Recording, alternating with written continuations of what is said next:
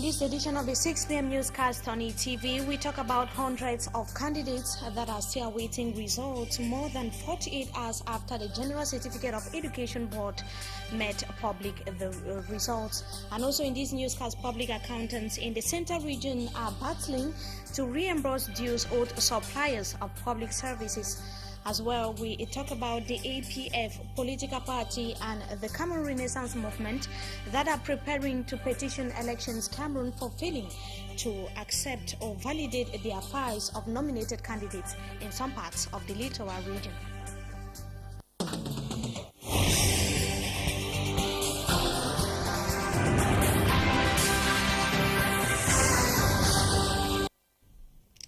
Good evening to you once again, viewers. Welcome to join us in this edition of the 6 p.m. newscast on Equinox Television. We begin in politics. Political parties whose list of nominated candidates were rejected by Elections Cameroon are by now preparing to challenge the elections management body by filing in their petitions to the Supreme Court, which is sitting in for the Constitutional Council. 48 lists were rejected for the legislative elections bill for the 30th of September, and disgruntled candidates have 5 days to contest, while 63 nomination papers of some political parties across the country were also rejected that were vying for posts in the upcoming municipal elections in Cameroon. And for the accepted list of candidates in the Wouri division, let's have the list for Hansen Chanji in the following report.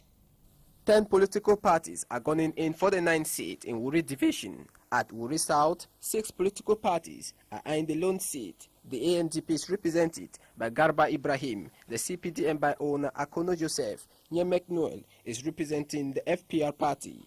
The SDF party is represented by Madame Ntimbambami, the UDC by Kema Chuchwell, and the MP by Kwegami Rural. It will be a fierce battle at Wouri Center, with the big dons already gathering their arsenals. Here, 6 political parties are running in for the 3 available seats. The CPDM list is headed by Doe Collins Albert, the SDF by newcomer Joshua Nambangi Osi. Cyril Sambaka heads the UDC list. Ekane Aniset George is in charge of manning them list. The MP list is headed by Jean-Jacques Ekindi, and the MRC by Jumbisi Fidel. In Wouri West, 5 political parties are contesting for a single seat. The MP is headed by Mbappe Ebandam, the SDF party by Edimon Dumbe. Kele King Francois heads the PURS list. The MRC is headed by Tamwo Isidore, and the CPDM by Kamsu Ngangsom Cecil. Finally, 4 political parties are eyeing the 4th seat in Wouri East. Ngahan Isaac heads the CPDM list. Jean Misen Ninche is at the SDF forefront. The MP list is headed by Mem George and the UNDP by Njebai. The battleground has been set, and the actors are now waiting for the referee. For some of those actors whose list of nominated candidates were rejected here in the Littoral region, precisely the APF and also the Cameroon Renaissance movement in some parts of the city of Douala, or the country's economic capital Douala, we hear that they are bracing up to contest or challenge the elections government or the elections management body, ELECAM, and they are going to file in their applications that is starting tomorrow to the Supreme Court, sitting in for the Constitutional Council. Now, as we announced in the headlines, some GCE ordinary and advanced level candidates are still without results more than 2 days after the GCE board released them. Many are suspecting an unsuccessful deal between the GCE board officials and a mobile telephone company. Details in the following report with Derek Jato. Minutes after the GCE 2013 results were made public, the next stop point of the concern was at the board head office in Boya. They came here for information, and this is what they saw. Enter the center and candidate number and sent to 8070. The tension has really risen. There's no way to control it if you are waiting your result and delaying. With some pointing accusing fingers at the GCE board for going into a deal with these network companies at the detriment of candidates. You can imagine thousands of Cameroonians have written this exam and they are expecting their result, and now the network is most especially busy and congested. And you know that in Cameroon in particular, 70% of the people are still living in rural areas. How do you expect people in the rural areas to get their result? They should tell Monoro he has failed completely. Our efforts to meet the board officials on why the introduction of this new method were futile. The 2013 GCE had witnessed an increase both in the ordinary and advanced level as compared to the 2012 session. 42.88% at the ordinary level to 45.77% this 2013, and at the advanced level, the percentage has moved from 55.70% to 55.97%. I think everything went switch-free, and whatever happened is a replica of what the students' performance. For now, I don't have any details on the GC grammar. The GC advanced level technical, we scored 100%, and our ordinary level we scored 82.93%.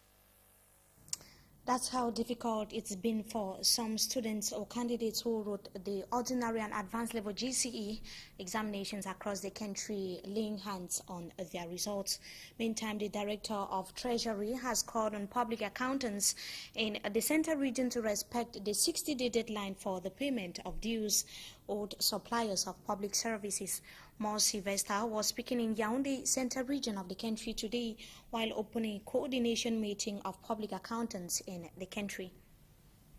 Now, in the following excerpt, Mo Sylvester speaks of the challenges that await his collaborators in the Central Region of Cameroon.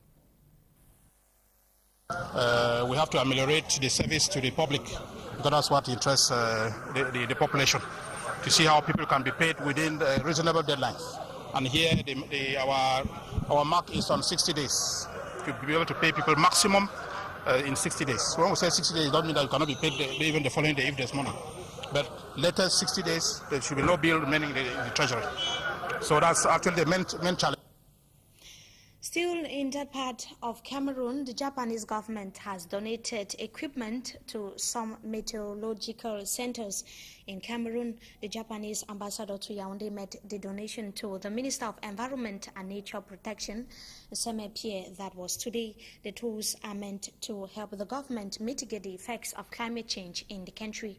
The equipment were handed down to the Minister of Transport, represented by the Minister Delegate, that is Mefiri Umaru.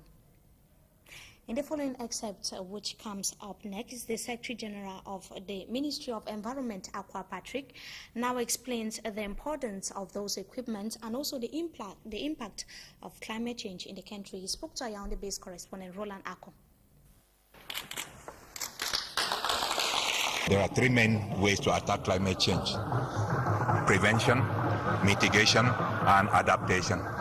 This equipment is going to help us to adapt, so that the meteorological station that will be set up will give adequate information that farmers can use, transporters can use, planners can use, in order to know what to do at what period of the year. Anybody living in Cameroon and who has lived in Cameroon for the last 4, 5 years, 10 years will already be feeling the effects of climate change. Weather differences. Check with the farmers, they'll tell you that they have upset the agricultural calendar. Check even with the graziers, those who do transport humans will tell you how it has affected their movement. I think in all domains of human life, human activity, climate change is very visible. And in sports football, the Elite 1 and 2 games resumed this weekend in stadia across the country. The matches were boycotted. That was last weekend, following protests from club presidents over the candidacy of General Pierre Semenge as league president for the encounters, for the various encounters that are built for this weekend. We have the Douala Athletic Club that would play against Fovo of Baham. Sablo of Bache would lock horns with Astro of Douala. Young Sport Academy would play against New Stars. And Unisport would play against Jalakwan Sport Academy. That is going to be tomorrow. Saturday, Canon of Yaoundé would play against Renaissance of Ngomo. Tone Kalara Club would clash with Panther of Ndé.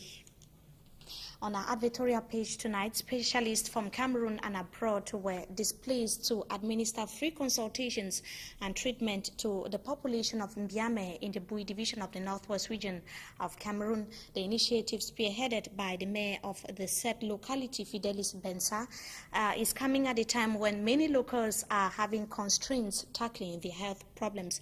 Details in the following report. A healthy population brings healthy development, while a healthy mind lives in a healthy society. Reason why in the Northwest region, all roads were leading to Mbiame Bui division for a free consultation operation and drug distribution to the population of Mbiame and neighboring villages. A crack team of medical personnel with 8 expatriates, specialized medical care, dentists, ophthalmologists, and a surgeon.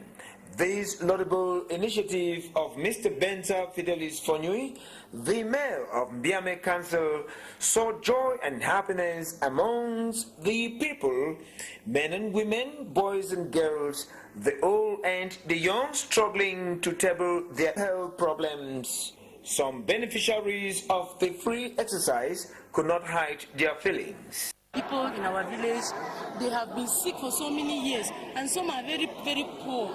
They don't have the means to go to the hospital.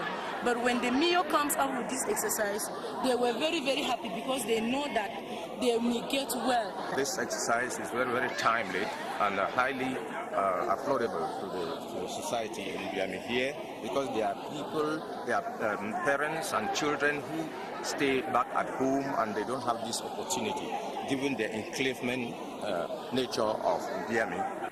The deal from Van Subdivision, Mr. Wucho Samuel Law, was also part of the free consultation exercise. The impact is going to be very great because you see the population, people are sick. And when you look at the turnout, you see that really people are in difficulties. And until you make this type of gesture, people will always complain they don't have money to consult. And when they say the here is free.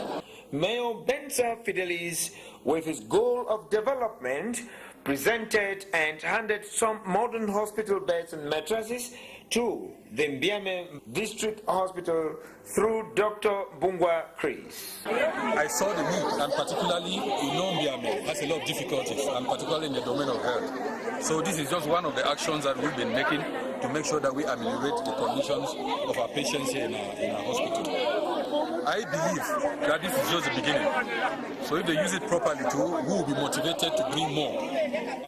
In reaction, Dr. Bungwa Chris of the Mbiame District Hospital. It's really a very, very good gesture. Taking into consideration the very old structure and the structures that we have here. And we see things like this. The thing is that it's even a surprise to me, even if I was expecting better from the mayor, not of this quality. An initiative first of its kind in the Northwest region. On that advertorial page, we come to the end of this edition of the news on ETV. But before we go, let's take a look at our news package tonight. We took a look at hundreds of candidates that are still awaiting results more than 48 hours after the GCE board made them public. And we also talked about the upcoming twin elections in the country. The APF and also the Cameroon Renaissance Movement are brazen up to petition Elections Cameroon for failing to accept their list of nominated candidates in some parts of the littoral region. We thank you so much for having joined us. Wishing you a blessed weekend in the company of our programs.